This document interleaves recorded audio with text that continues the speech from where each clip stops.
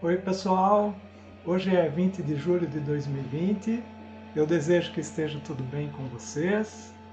Eu sou o Lauro da Solugest Consultoria e pensando nesta fase da pandemia de Covid-19, que está durando bastante, eu resolvi preparar este pequeno vídeo para os nossos clientes que são laboratórios acreditados, em vias de acreditação, interessados em acreditação. Laboratórios hoje são uma parcela muito importante dos nossos clientes. Eu gosto, portanto, de falar sobre isso. As avaliações e reavaliações de acreditação haviam sido interrompidas por uns 3 meses e serão reiniciadas em breve, a partir de 3 de agosto. Estão sendo priorizados os casos de concessão de acreditação e de extensão de escopo. Então, teoricamente, as reavaliações poderiam demorar um pouco mais, mas parece que na prática vão acontecer logo. Nós temos cliente já agendado, por exemplo, para reavaliação no finalzinho de agosto, início de setembro. E existe um problema que eu tenho percebido, que é em relação a atrasos na calibração dos equipamentos. Então, eu falarei rapidamente sobre isso neste vídeo. O problema que eu tenho visto frequentemente é que, principalmente naqueles casos que o laboratório de calibração vem até o nosso laboratório para fazer a calibração aqui, e os técnicos de calibração não têm podido vir por causa da pandemia, e aí atrasa a nossa calibração, vence a data da próxima calibração e nós ficamos atrasados. Então, eu vou mostrar aqui para vocês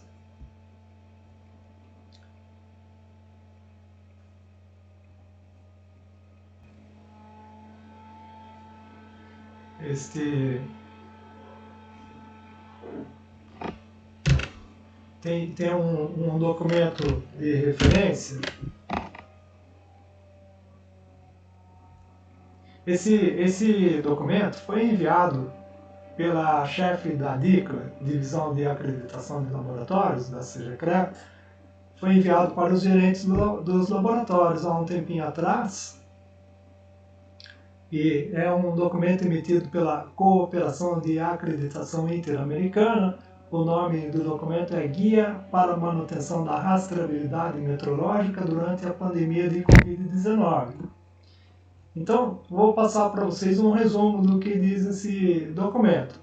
O objetivo dele é orientar a definição e o aumento dos intervalos de calibração dos equipamentos, devido ao fechamento temporário dos laboratórios de calibração, institutos nacionais de metrologia, etc., como resultado da pandemia de Covid-19. E ele se aplica a laboratórios de calibração, laboratórios de ensaio, etc. Bom, e aí tem o item requisitos desse documento que diz o seguinte: se fechamentos temporários impactam no atendimento do prazo de aquisição, por exemplo, do serviço de calibração, convém que nós avaliemos e ajustemos, como necessário e apropriado, os intervalos de calibração. Então isso é ótimo, que nos dá a oportunidade de aumentarmos o intervalo de calibração e aí solucionamos esse problema de evitar o atraso na calibração dos equipamentos. Claro, se não for possível aumentar, não dá para sair por aí, mas se for possível, é ótimo. Só que aí o documento diz que temos que incluir, nesse caso, uma análise de riscos para avaliar o impacto que um ajuste nos intervalos de calibração teria nos resultados. E aí tem outro requisito que diz o seguinte: aumentos de intervalo de calibração podem requerer que medidas adicionais de controle da qualidade sejam implementadas para monitorar o desempenho dos instrumentos durante o período em que o intervalo tenha sido aumentado. E aí temos que levar em conta na análise de riscos o impacto dessas medidas adicionais. E temos que registrar os resultados desse monitoramento adicional. O documento também menciona outro documento como orientação, que é um documento geral sobre avaliação e ajuste de intervalos de calibração, também da ILAC e OIML, orientação para determinação de intervalos de calibração. Então tem essa referência técnica aí. E o documento finaliza dizendo que convém que esta avaliação e a conclusão que suporta o ajuste do intervalo de calibração seja registrada, incluindo a análise de risco realizada. Então nós podemos alterar o intervalo de calibração, podemos aumentá-lo, mas temos que registrar a análise crítica feita e a análise de risco também feita. Vamos fazer um exemplo? Um exemplo de um método simples de ajuste de intervalo de calibração. O documento orientativo, do qual nós estamos falando, ele tem 5 métodos de ajuste de intervalo de calibração. Alguns são de difícil aplicação ou de custo não muito, relação custo-benefício não muito interessante pelos laboratórios.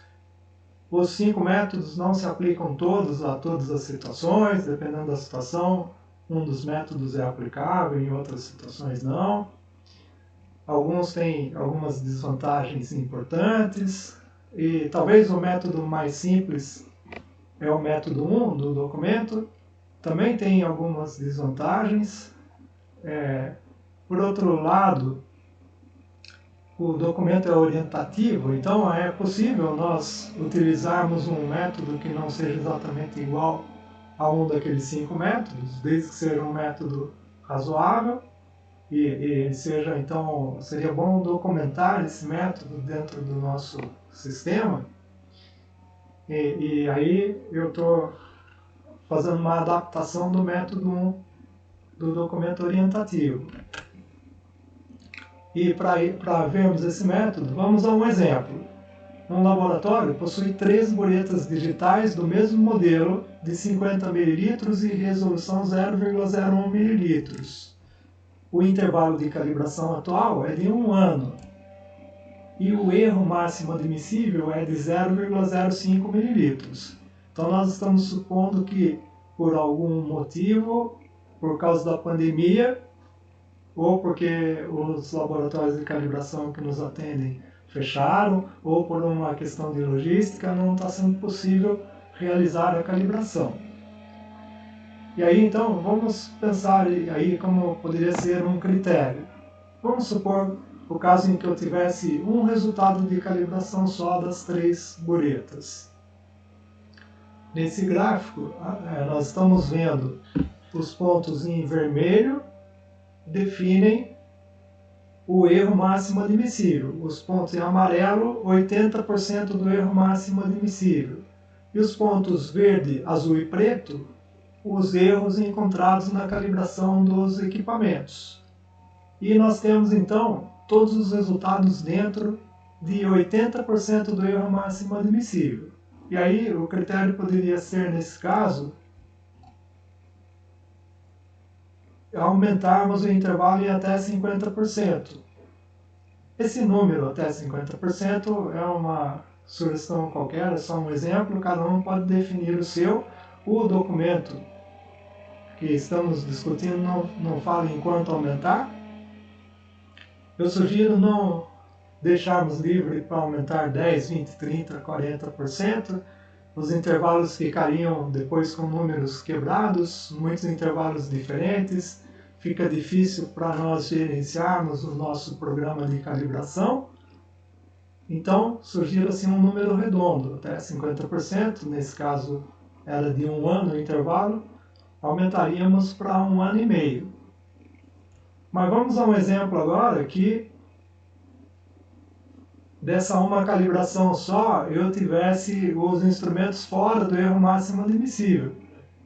Aqui no exemplo, nós temos o laboratório, a bureta com o resultado representado pelo ponto preto e azul. Essas duas estão fora do erro máximo admissível.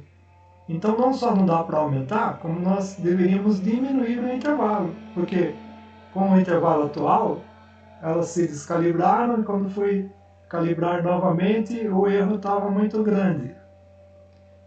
Então aí reduziríamos de 1 ano para 6 meses, por exemplo, e sinto muito, com pandemia ou sem pandemia, eu não posso aumentar esse intervalo. Bom, vamos ver mais uma situação em que eu teria resultado de 3 calibrações. Por exemplo, então, se eu tivesse 3 calibrações e todas dentro do erro máximo admissível, temos aí a maioria dentro de 80% do erro máximo admissível e todas dentro do erro máximo admissível. E aí poderíamos aumentar até 100% do intervalo. Então era 1 ano, aumentaríamos para 2 anos. Bom, aí falta também fazermos uma análise de risco. Vamos a um exemplo. Vou fazer o exemplo para análise de risco daquela primeira situação em que aumentamos o intervalo para 1 ano e meio.